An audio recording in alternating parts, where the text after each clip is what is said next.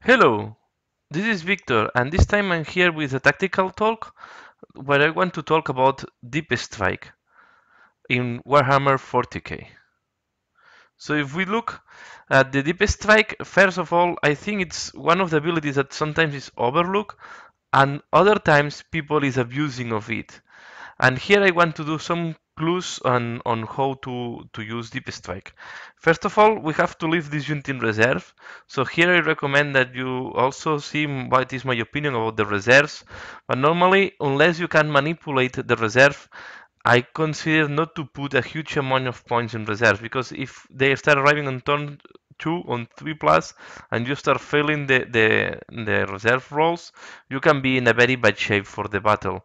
So when we talk deep strike, we have to take into consideration all the considerations that they did about mm, leaving units in reserves. So always, unless you can manipulate, I will not recommend to put more than around 25% of your army in reserve. Really, you have to balance very well and take this into account in all the battle because you're going to be in the disadvantage most of the battle or big part of the battle. And here is why I put Belial and the Deathwing because I think they are a big exception on that, as they can manipulate the reserve, they can choose when they want to arrive in reserve, and they have a big abilities when they arrive in Deep Strike. So this is why I think they are a good choice. So when arriving in Deep Strike, first I consider that they are the first part of leaving a unit in Deep Strike or have the possibility of leaving a unit of Deep Strike is that you can condition the deployment of your enemy. If your enemy is deploying second and know that you have some units with ability of deep strike, it can condition how he will deploy, try to protect the back of his army from attack on the backward. So only for that, sometimes having units that deep strike is useful.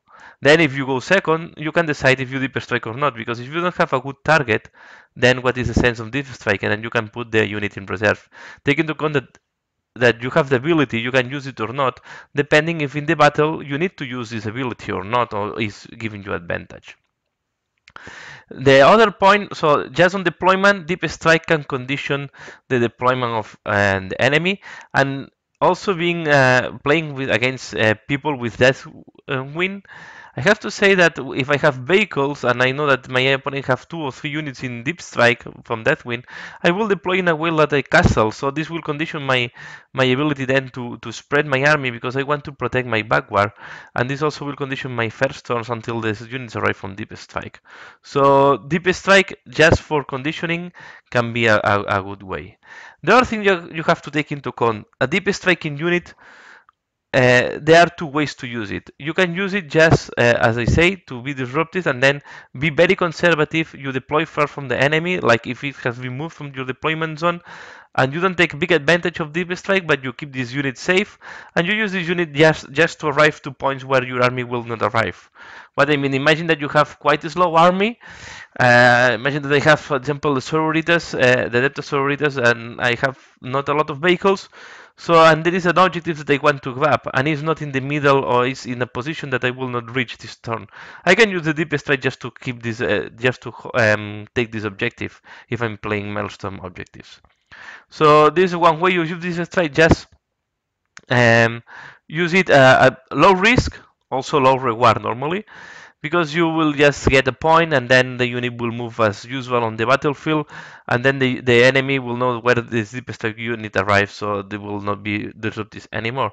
But you can use this to be able to reach parts of the battlefield that you normally will not be able to reach.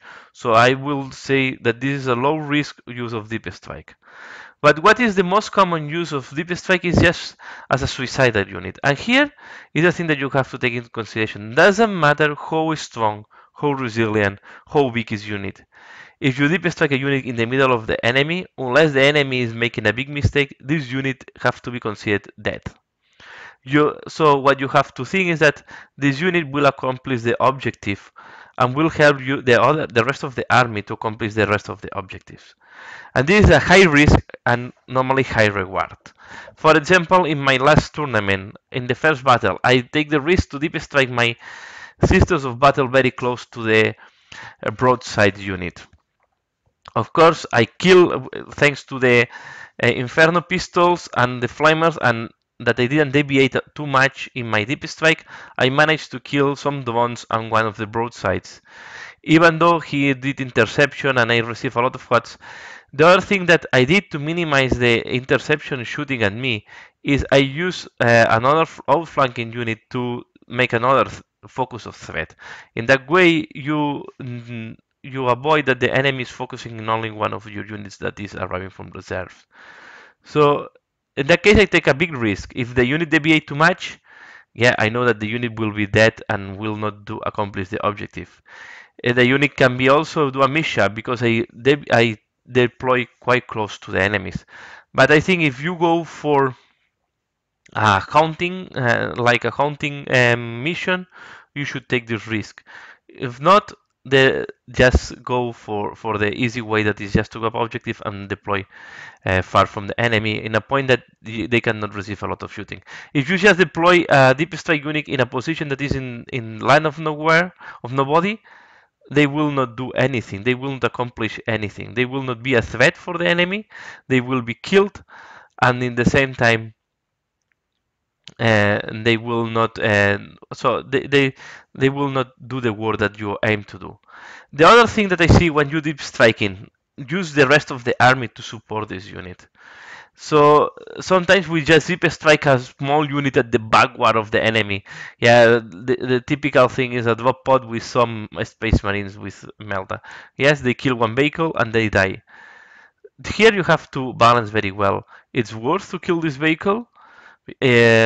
So because normally you invest a lot of points with the drop pod and also the unit you will invest some points. If you just kill a vehicle that is 50-60 points, unless it's a big threat for your army, then it's a waste of points. So you start losing more points than your enemy just to be able to neutralize this vehicle. So this is another thing that you have to think. So when you use deep striking just to neutralize a unit, take into account um, how disruptors are going to be and how you take benefit of the disruption. If you just deep strike but the rest of the army is not taking advantage, you're losing a lot of opportunities. For example, in the same detail, in the same example that I was explaining, when I deep strike the the Seraphins next to the broadsides, at the same time I outflank with the Dominions to threat the backwards of the enemy. And at the same time, the rest of the army just move out of the cover, advance to create multiple objectives. In that way, I force the enemy to take decisions and to at the end they start spreading the fire all over different units.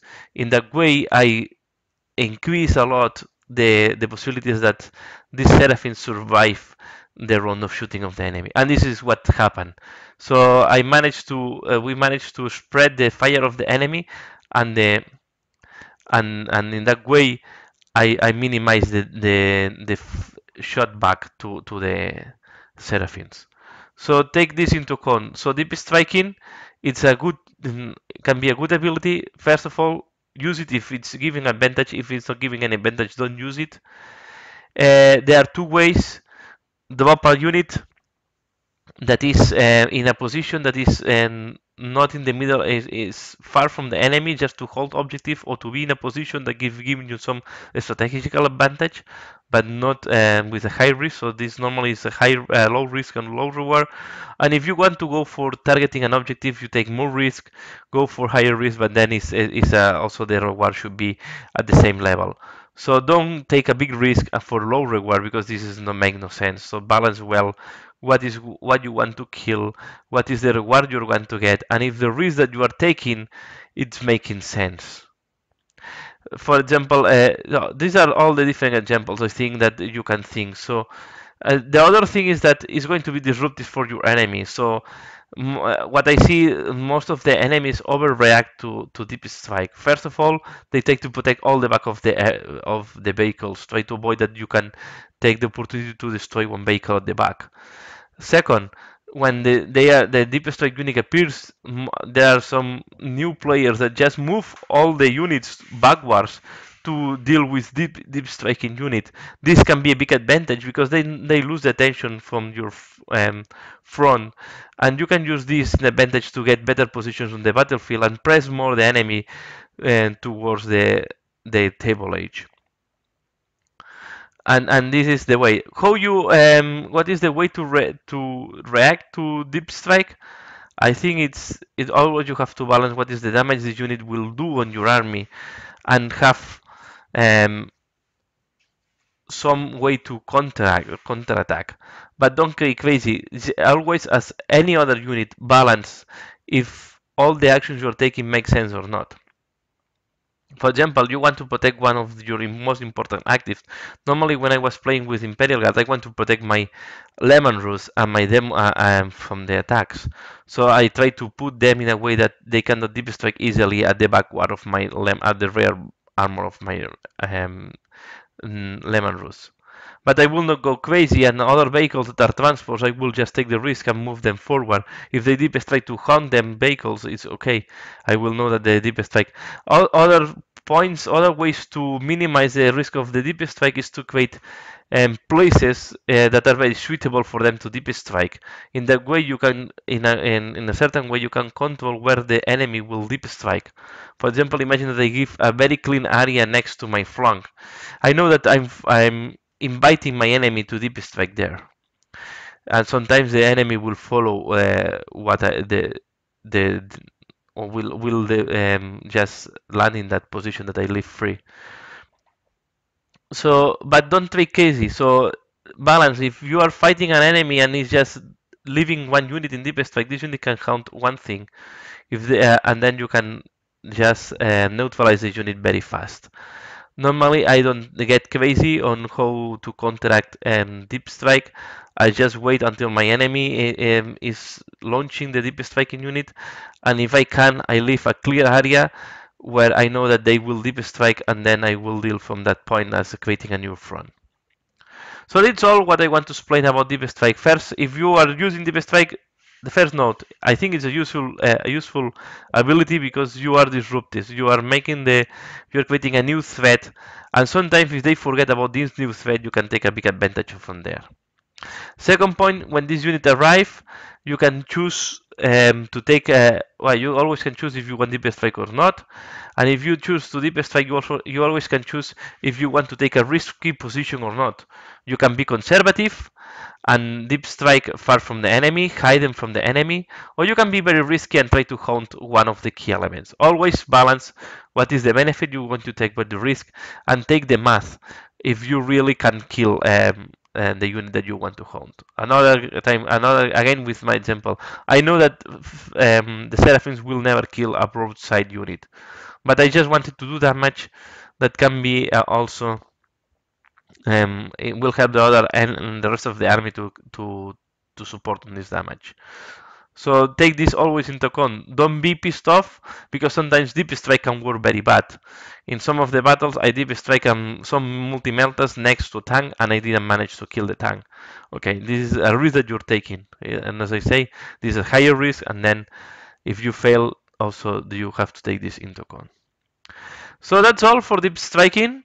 I think its ability. Always another thing that I was forgetting. I always recommend, unless you have the ability to assault the same turn that you deep strike, I always recommend that this unit have some shooting.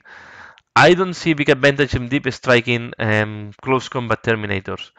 I think close combat terminators work better with an assaulting vehicle on another way to launch this unit into the assault.